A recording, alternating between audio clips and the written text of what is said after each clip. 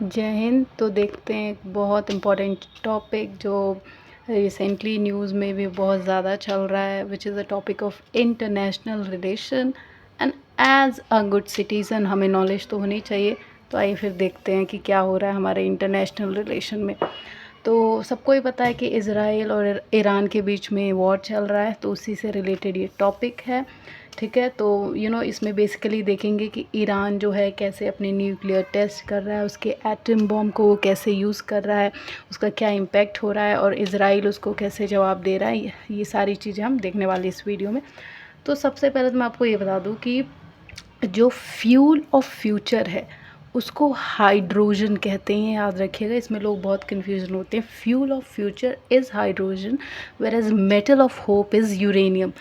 और यूरेनियम को yellow cake भी कहा जाता है। ठीक है, और जो ओरिजिनल यूरेनियम होता है ना, नेचुरल यूरेनियम, वो 238 होता है। और 235 जो होता है उसको एक्सट्रैक्ट करके निकाला जाता है। कैसे एक्सट्रैक्ट करते हैं? There is a way by using centrifuge cascades we extract the extracted uranium 235 from natural uranium. मतलब ओरिजिनल वाला जो होता है वो 238 होता है, और बॉम्ब, न्यूक्लियर बॉम्ब बनाने के लिए हमें यूरेनियम 235 चाहिए होता है। तो उसको हम सेंट्रीफ्यूज कैस्काड के यूज़ से हम क्या करते हैं, एक्सट्रैक्ट करके निकालते हैं, और फिर उसको न्यूक्लियर बॉम्ब बनाने में यूज़ किया जाता है। ठीक है, फिर जो 1 kg यूरेनियम होता है ना, 1 kg यूरेनियम 235, वो 26 लाख कोल के बराबर डेंजर होता है। मतलब इतना ख़तरनाक होता है कि 1 kg यूरेनियम सिर्फ 27 लाख कोल के बराबर डैमेज करेगा ये उस रीजन को, वहाँ के लोगों को। ठीक है, और अगर जब क्या होता है कि जब 5% अगर हम एक्सट्रैक्टेड यूरेनियम को यूज़ करते हैं तो उससे आप पॉपुलर न्यूक्लियर प्लांट्स बना सकते हैं। ठीक है, न्यूक्लियर प्लांट्स बनाया जा सकता है। और अगर उसी एक्सट्रैक्टेड यूरेनियम को आप 90% यूज़ करते हैं तो आप न्यूक्लियर बॉम्ब बना सकते हैं। 5% यूज़ करेंगे तो न्यूक्लियर पावर प्लांट बनेगा, वेरस 90% यूज़ करेंगे तो न्यूक्लियर बॉम्ब बनेगा।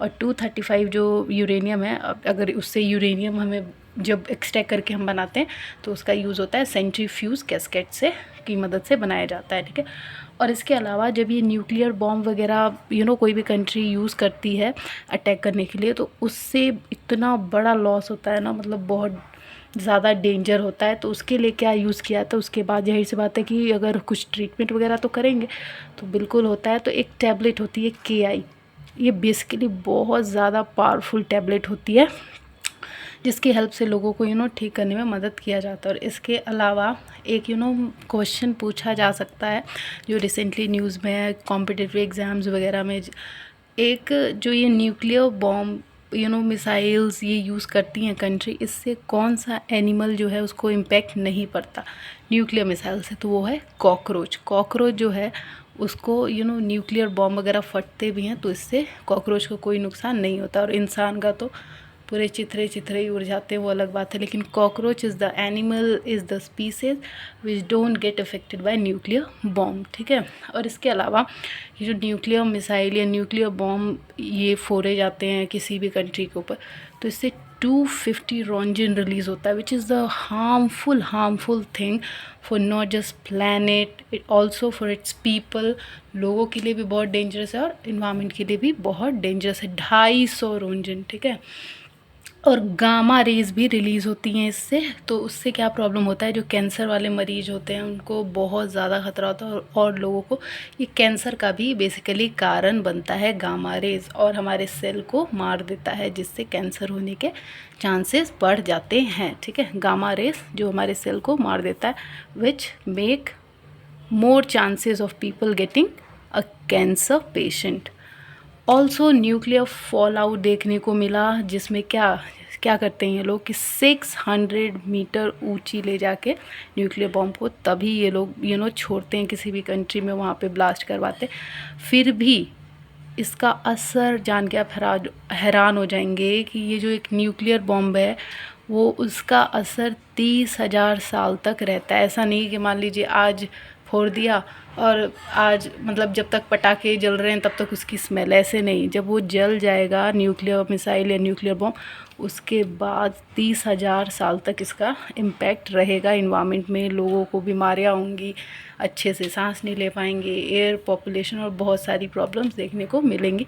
और इसको हमेशा 600 मीटर ऊपर लेके क्या किया जाता है, छोड़ा जाता है। और यही एक एग्जांपल बहुत पुराना भी है, जब जापान पे अमेरिका ने 2 न्यूक्लियर बॉम्ब छोड़ा था, कौन सा, हिरोशिमा और नागासाकी पे, तो वो भी 600 मीटर ऊपर ले जाके ही छोड़ा था, और कितना बड़ा नुकसान हुआ था, एवरीवन नोज़ अबाउट दैट। और जापान को फिर सरेंडर करना पड़ा था, और यही तो अमेरिका चाहता था, उसने कितना मजबूर किया था। तो कभी भी जो न्यूक्लियर बॉम्ब है उसको ज़मीन पे नहीं छोड़ा जाता, उसको हमेशा 600 मीटर ऊपर ले जाके ही छोड़ा जाएगा, और जिसका असर 30,000 साल तक देखने को आपको मिलेगा, which will cause various problems. उसके अलावा ईरान ने ना हाइपरसोनिक मिसाइल यमन के विरोधियों को दे दी थी। अब इनको क्यों दिया, क्योंकि इनका मदद कर रहा है रशिया, ठीक है, ईरान का अच्छे रिलेशन है इन लोगों के। तो ईरान के पास बहुत अच्छे इंजीनियर्स हैं जो कि मिसाइल्स वगैरह में they have a good hold to make missiles. तो ईरान ने अपने हाइपरसोनिक मिसाइल्स दे दिए थे यमन के विरोधियों को, सो दैट कि टेस्ट करे कि जो उनके पास मिसाइल है वो कैसे काम कर रही है। तो इन्होंने यमन ने इज़राइल पे छोड़ दिया। पर इज़राइल एक इतना पावरफुल मिसाइल यूज़ करता है, वो सिर्फ मिसाइल को इस तरीके से नहीं यूज़ करता कि जस्ट भेज दिया और उसका इम्पैक्ट नहीं, उसमें फिर वो जहरीली गैस भी डालता है। तो मिसाइल तो सिर्फ जाएगी जो बॉम्ब, तो वो सिर्फ ब्लास्ट हो जाएगा, पर उसमें जो जहरीली गैस है वो एकदम फैल के और ज़्यादा नुकसान करेगी। तो ये ईरान के मिसाइल में ये कमी थी। और फिर उन्होंने जब उनको पता चला तो वो भी कोशिश कर रहे हैं वैसे बनाने की, और अब शायद बना भी लिया है। खुमानी एक लीडर थे, उनसे पहले अमेरिका और इज़राइल दोनों के साथ ही ईरान के बहुत अच्छे रिलेशन थे।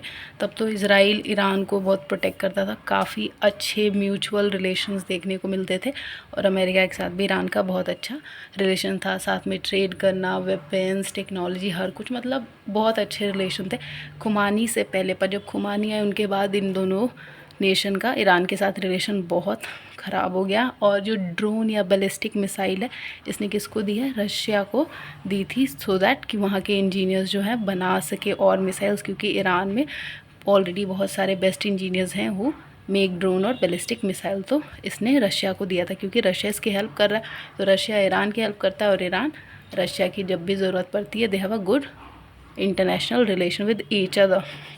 इसके अलावा ईरान के जो लोग हैं, जैसे मान लीजिए कि हमस जो एक जगह है, वहाँ के लीडर हानिया को मार दिया इज़राइल वालों ने।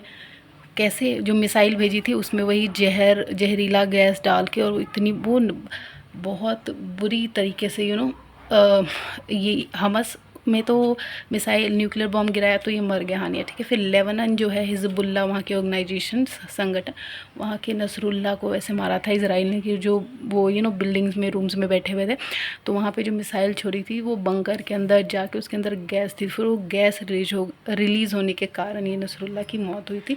बहुत बेकार गैस होती है, मतलब उससे बचना नामुमकिन है। ईरान ने अब न्यूक्लियर प्रोग्राम अपना सेटअप कर लिया है, now he is ready to face any kind of अब जवाब देने के लिए तैयार है इज़राइल को, क्योंकि इसने अपनी nuclear program, nuclear missiles ready कर ली है एज़ पर हिज कैपेसिटी, ठीक है, जो कि ये मानता है कि हाँ टक्कर देने के लायक है इज़राइल को। इसके अलावा ये कुछ कंट्रीज़ जैसे रशिया ईरान के साथ है, नाटो, यूक्रेन और इज़राइल, ये तीनों एक साथ हैं। तो यहाँ पे हो क्या रहा है कि जो रशिया और यूक्रेन है, इंडिया जो है, इंडिया में क्या हुआ कि एक रास्ता बनाया जा रहा था कोलकाता से लेके सिंगापुर तक, ताकि यहाँ से ट्रेड वगैरह के लिए इजी हो जाए, और भी जो काम करने हैं इजी हो जाए, क्योंकि हमारी नेबरिंग कंट्री है। और लेकिन अब इंडिया का इतना बुरा हाल है कि इंडिया का नेपाल के साथ भी रिलेशन अभी ख़राब चल रहा है बाउंड्री डिस्प्यूट्स के कारण। बांग्लादेश के साथ भी बेकार चल रहा है ड्यू टू शेख हसीना।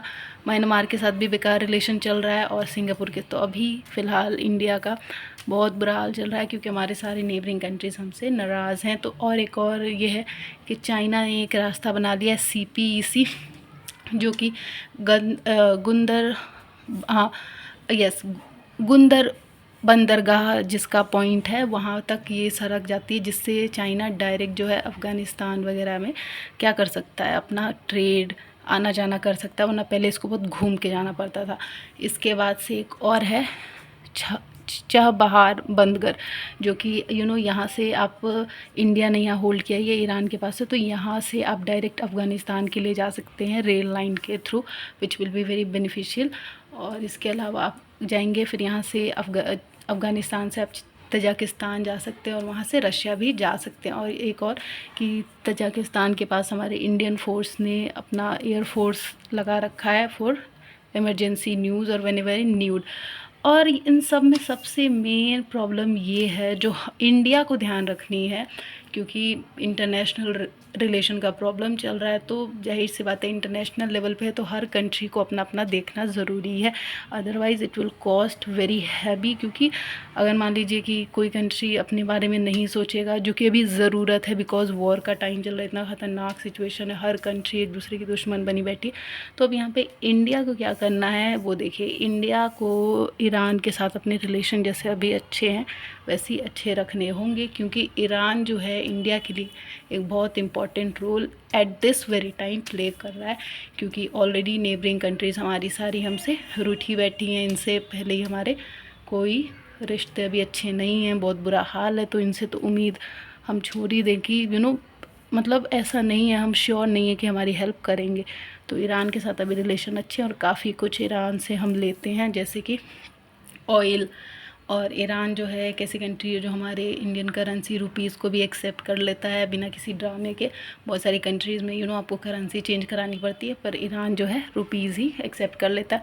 इसके अलावा पेट्रोलियम भी आता है, तो ईरान से रिलेशन अच्छे रखने बहुत ज़रूरी हैं। तो ये चल रहा है, आई होप क्लियर होगा। थैंक यू, जय Hind, do like and share, subscribe.